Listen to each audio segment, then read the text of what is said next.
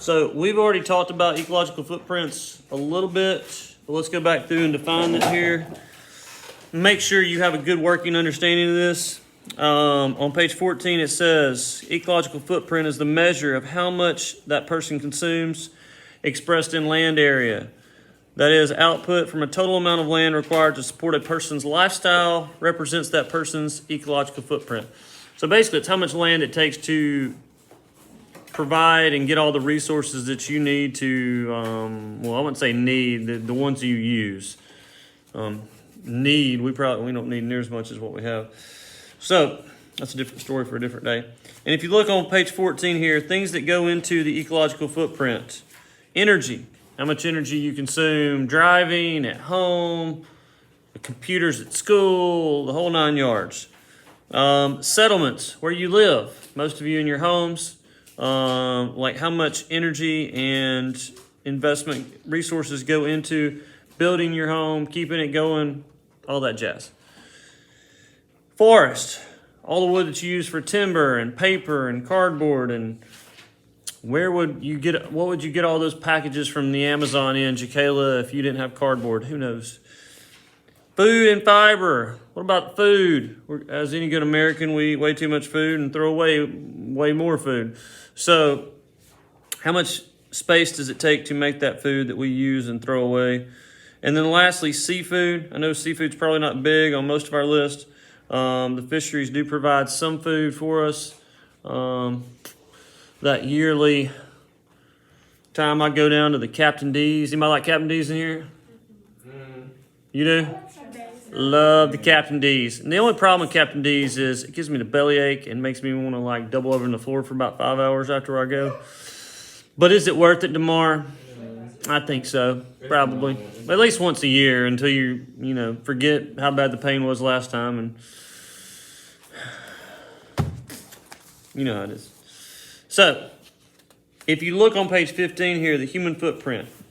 Present day footprint of global human population. So, one footprint would basically say, like, if everyone in the world, we have a certain finite amount of resources. Footprints, like how much resources it would take or use for people to sustainably keep the world going. So everybody can use a certain amount of resources throughout the world, and the world can produce those at a sustainable rate. The footprint of global population, if all had the average U.S. lifestyle. So if everybody lived like us, it would take 5 Earths worth of resources to supply the needs of everyone living and doing what we do. Now, the lowest one I saw today was like 1.9 Earths for someone, and I've seen a lot that were in the 4 and 5 range. I think mine was about 3.3. So when you go through and calculate your ecological footprint, it'll kind of tell you, like, if everybody was living like you, Oprah large, Sarah, then how many Earths would it take to meet those resource needs? Okay. Now flip back to page 12 for a second. We have a good example of on smaller scale, what happens when you use too many resources and your resources become depleted. So y'all are probably familiar with Easter Island. It's off the coast of South America. It's about halfway between the southern coast of South America and a lot of those Polynesian islands that are kind of off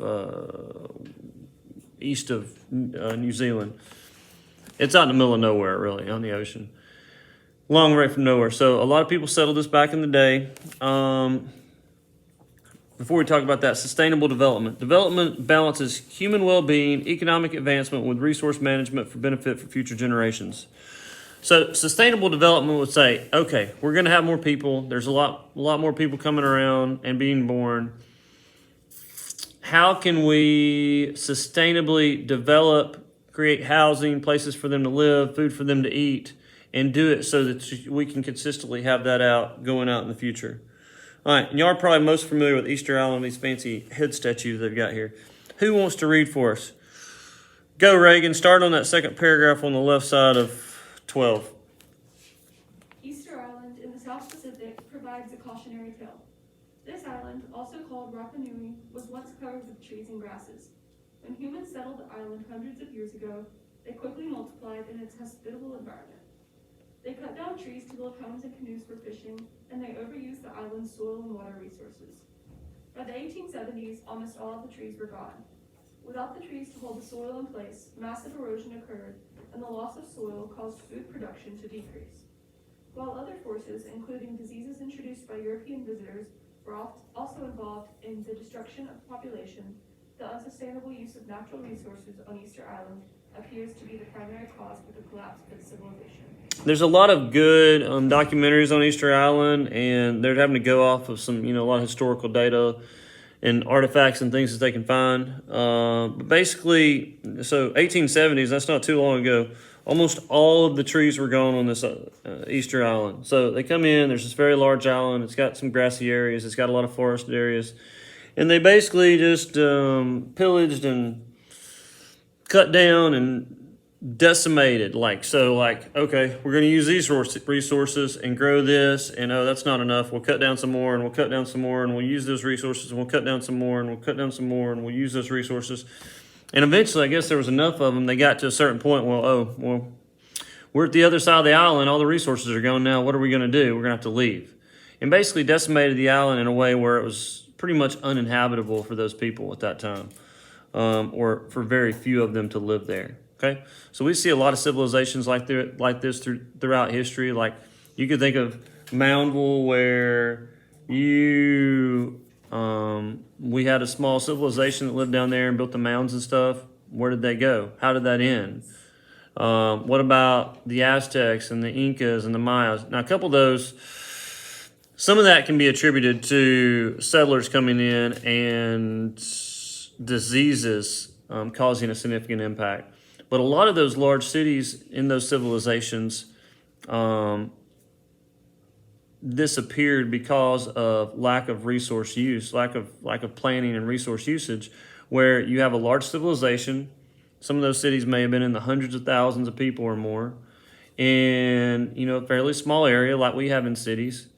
And it takes a lot of food and resources to provide for that many people. And so it's difficult, especially pre-industrial, to have a big civilization and supply the needs. So all of those things to consider when you're talking about ecological footprint and how we are to measure that, the impact that we have on the environment. So today you're going to go to day 25 of Schoology. You're going to go to this website. It's like footprint dot something I can't remember. But anyway, you'll go there. And when you get there, I want you to make sure you click on like the detail part below. So it's going to ask you how much meat do you eat on a weekly basis, like high to low, like on a scale. Underneath it, it'll have click here to give more detailed answers or something like that. And each one of those, if it's got one, click on it, because you can be much more specific in how you're answering those questions. And so you'll go through that, and then at the end it will tell you your ecological footprint. So it asks you for three things. What's your ecological footprint? Okay? Even though I wrote that down first, that's the last thing you'll find out. The second thing it asks for is what factors go into your ecological footprint. So on each one of those pages, you can just bullet like what the main thing it is asking for, like how big your home is. Okay? Home, that's a big resource that requires lots of materials and whatnot. And then the last thing I think I asked for were, what are two ways you specifically, if you keep clicking through at the end after you get to the ecological footprint, it'll tell you like what most of your resources are coming from. So what are two ways you can specifically reduce your ecological footprint, the resources that you use, okay? So you'll do that, turn it in up here in the Omo. You people online, the three of y'all watching this, make sure you turn it in Schoology on day 25. Okay?